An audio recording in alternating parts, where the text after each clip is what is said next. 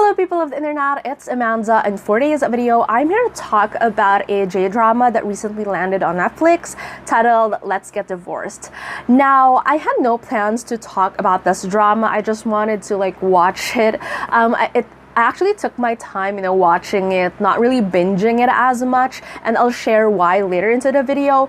But I figured that, with more J-dramas being put in official streaming sites, I might as well share my thoughts about them because they're accessible. They're easily, the discoverability is definitely a lot higher as compared to other J-dramas that are more distributed on familiar ground to those who are already familiar with J-dramas as compared to these ones which are on online platforms that a lot of people can easily just click into by accident and actually really like. And so I figured, maybe some people are looking for information as to whether or not this is something that is worth watching or anything. So maybe I'll try to put an effort as well whenever there's a new J-drama being put in an official streaming platform that I would make a video about it from time to time. But yeah, who knows really with how I usually do my videos. But for this one, I think there are a lot of things that I want to highlight about this drama, some things that I want to talk about it as well and stuff like that, especially for those who are unfamiliar with J-dramas and they're just now looking for things to watch on Netflix at the moment that I would really want to share in this video, and that's why I am making this one. Now, with that said, so let's just get to it. So the drama stars Matsuzaka Tori as the lead guy and Naka Riisa as the lead girl. I'll be talking more about their characters in a bit, but the reason why I was pretty excited about this one is because, number one, for Tori, I know that, he probably has some comedic roles in his acting portfolio already, but I'm not familiar with them as much because some of the works that I've seen him in are more on the serious melodrama type of narratives. The title that comes at the top of my head right now would be Callboy, where he played this very indifferent guy who just happens to stumble upon this network, and he ends up working as a sex worker, and he actually ends up really liking the job, but it's very serious, very explicit. There's a lot of crazy things that happen in that particular movie as well, but that's one of his works that I remember him being in Kiseki as well, but not really one of the main characters, more of the supporting character who acts as Suda Masaki's older brother in that one. So yeah, just those kinds of projects. So I was pretty excited to see him in a rom-com because yeah, it's just that I've seen a lot of his works but just not in this kind of genre. Plus, I'm really happy for him in Erika Toda, by the way, because I absolutely love Erika Toda ever since I was young.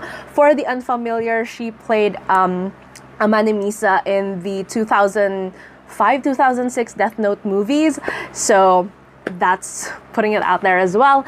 For Naka Riisa, on the other hand, for those who are kind of new to the J-drama world because of Netflix Alice in Borderland, she is actually the one who played the Queen of Hearts in season 2. So yeah, if you've seen Alice in Borderland, then you might want to check this one out as well, where she plays a different type of character. So yeah.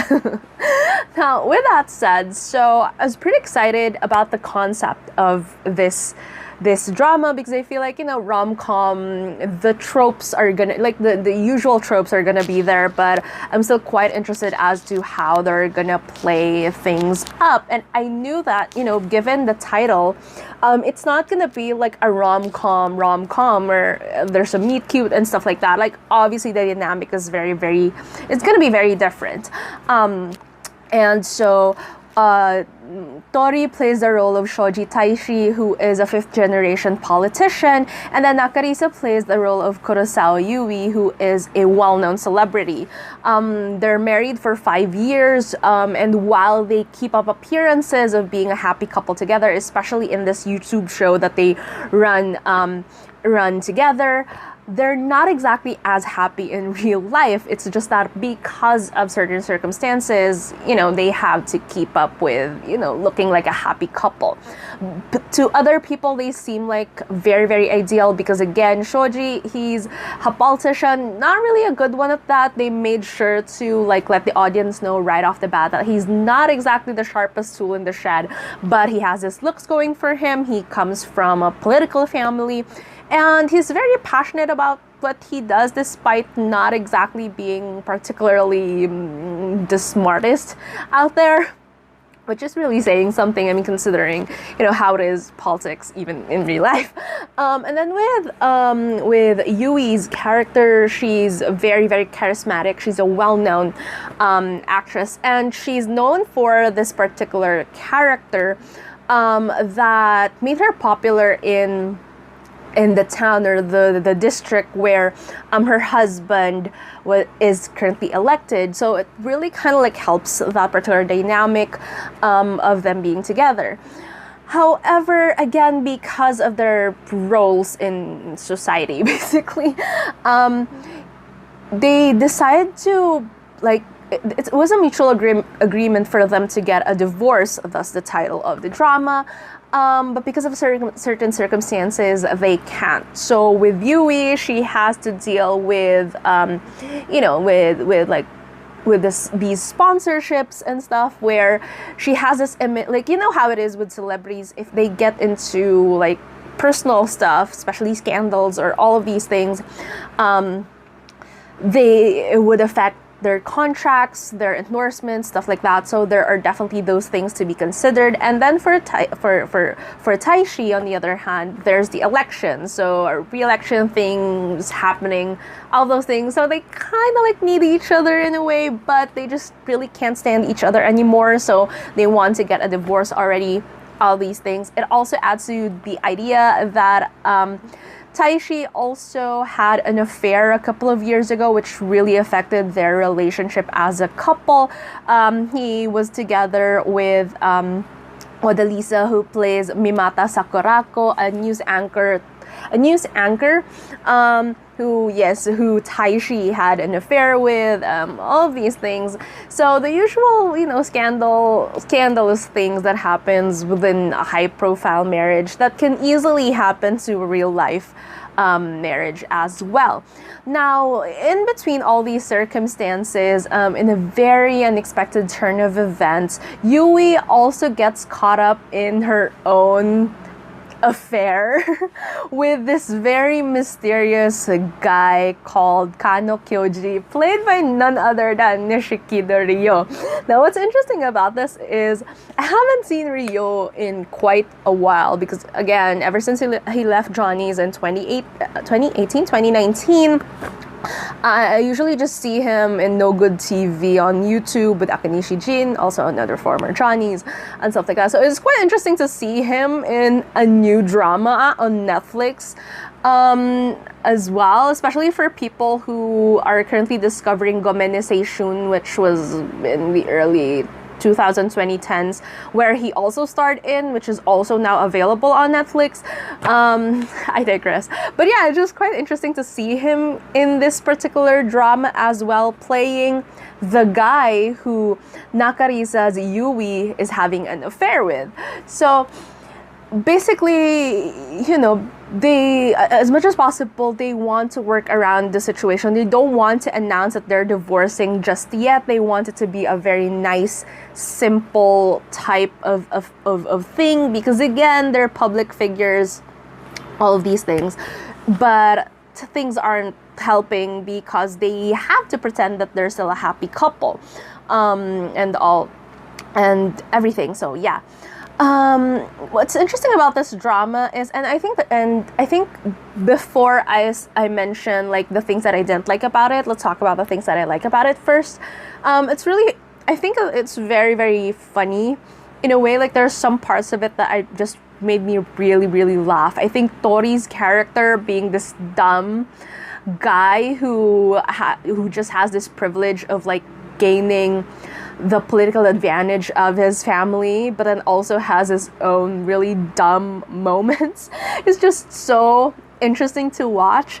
You kind of like you would love to hate him at some point while you're watching it, but he does it so well, and it's not to the point that it's obnoxious. It's just so stupidly funny the way that his character is. It's like whenever he wants to do something stupid, especially from the POV of his butler, which is so funny. Like the butler knows that Taishi is just dumb and that he's not absorbing any advice at all. He's just hopeless, useless, those kinds of things. It's all very self-aware in a way. I just find it really funny. I think Naka Riisa's portrayal of Yui is also very interesting. Her kind of like dealing with a situation of someone who just wants to be happy but feels trapped between her role and her wanting to just be a normal person in some circumstances, is kind of like understandably a caricature of how public figures are, but also in a way like there's a sense of relatability to her character, and I really like that. And I think just generally everyone in this drama, I wouldn't say that they're likable. I don't think any of the characters are likable at all, but for some reason they're just so fun to watch, at least in my opinion. Like, they're not people who, I don't think that there's someone there who would be like your favorite character in a way, because I don't think any of them are really like, especially like the main dynamic, the main people, the main players in the story. I don't think they're like likable, but I think that's the point, is that, you know, you kind of just want this divorce to happen for them as well, because you know that things are just not working out. And I don't know, I just find it really amusing. But I think that's also the reason why I wasn't able to like binge this drama, is because number one, I understand that the whole infidelity aspect of it is part of the narrative, but I like that it's very self-aware in a way that because Ryo's character Kyoji, he was said to be impotent in this one, and therefore him and Yui couldn't exactly have no sex, but they can do like other things that are already there, you know, like and they want and Taishi's mother wanted to make that into a technicality, saying that, well, technically you didn't have an affair because you didn't do it with a guy, but then I like that Yui pressed on that just because we didn't do it, it doesn't mean that it's not an affair. So I like that the drama itself is a little bit more self-aware in that aspect. But again, just generally, infidelity tropes are not really my thing. But I kind of like get it, because I kind of like give it a pass because it's a rom-com. And the main idea of this drama is because these two people are so desperate to get a divorce. So yeah, like I get it. But for me, just generally, it's not a plot direction that I'm a major fan of. And I think another reason for this is because each episode, like there's only like, I think 9 episodes. Yeah, 9 episodes. But they feel so long. They're almost like your standard run of each episode, which is around like 45 minutes each, etc. Those kind of things. And I do feel like some parts of it, they could have made do. I feel like it could have followed the format of like a series with 10 to 12 episodes with only 25 minutes per runtime, and I feel like that would have been more effective, because I don't know, there's just some things about, like there's some parts of this drama that I feel like are unnecessary. It's still fun in a way, like overall I do feel like it's still fun, but it just felt so long for a drama that is about, you know, two people wanting to get a divorce. Like I kind of like get it, but there are a lot of dramas who are able to create that kind of like flow as easily without it necessarily being that long per episode. So yeah, I feel like if some parts of it were just cut. The comedy would have been a little bit more effective. I feel like there's a lot of things about certain affairs, certain circumstances that were prolonged more than they should have. I feel like there's just they could have like cut parts of it and it would still work. Yeah. Now, do I recommend this? I think to some extent, yes. Like if you're just looking for something that you can watch, leave, and then eventually like go back to whatever, it's kind of like okay. I do feel like the way that they cut the episodes are actually very, very effective in terms of you wanting to know what's next. But again, it's not necessarily like these types of cliffhangers that are so jaw-dropping, because again, it's a rom-com, not really a suspense or a thriller or whatever. So there's also that. I had to give it to like the main actors, especially with Tori and Riisa. I do feel like they did such a good job, especially during the times when, you know, when these two characters, they're trying to look back at their marriage and saying that, you know, it's not all bad and all these things, and we're trying to like really get along and you know, have these kinds of like soft moments where they're connecting again as a couple and all these things. I do feel like in these particular scenes, like they're very, very effective. I like that the premise of it is the love can be lost, but doesn't necessarily mean that, you know, these types of relationships, it has to be 100% like you severing your ties with the other person.